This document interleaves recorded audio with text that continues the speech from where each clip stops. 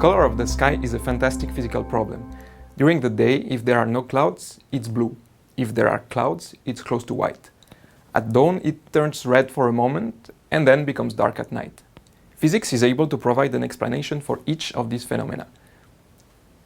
In this video, we will focus on the darkness of the sky at night. I am sure that I or somebody else will have the occasion to tell you about the daytime colors of the sky in another video of CENTRAnswers.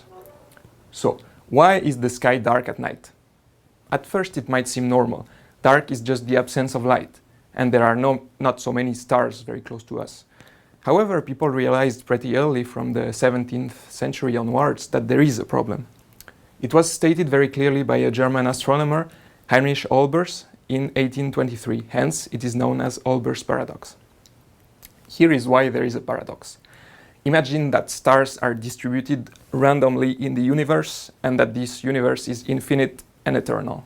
Under these conditions, if you start traveling in a straight line in any direction, you will eventually meet a star on your trajectory. Just like if you are in a forest and you start walking straight, it won't be too long before you hit a tree. Conversely, it means that from any direction of the sky, there should be a light ray coming towards us. If we assume for simplicity that all stars are similar to the sun, the conclusion is that the entire sky should be as bright as the sun itself. Obviously, and luckily for our eyes, it is not. This is the paradox.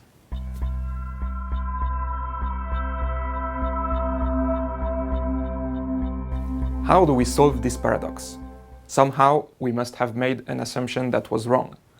Let us explore the different possibilities.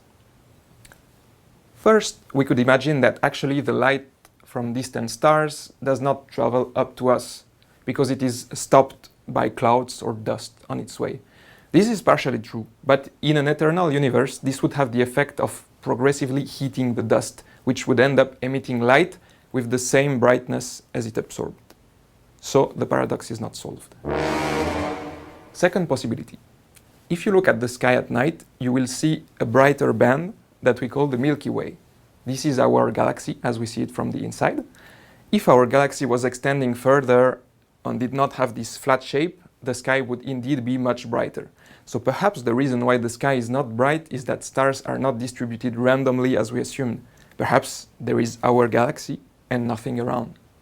Thanks to modern cosmology, we know that indeed stars are organized in galaxies, and galaxies themselves form clusters and superclusters. However, on extremely large scales, we can check that the universe is very homogeneous. So that explanation is not satisfactory either. A third possibility is that stars do not live forever, so they can only contribute to the brightness of the sky for a certain time. Stars die indeed. For instance, as far as we know, our sun will die in approximately 5 billion years. However, if the universe is eternal, some stars die, other stars are born, but they compensate on average. The death of stars cannot solve the paradox.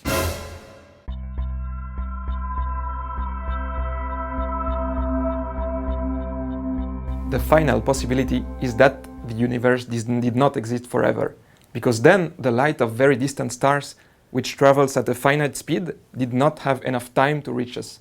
And that is exactly what modern cosmology tells us with the Big Bang model.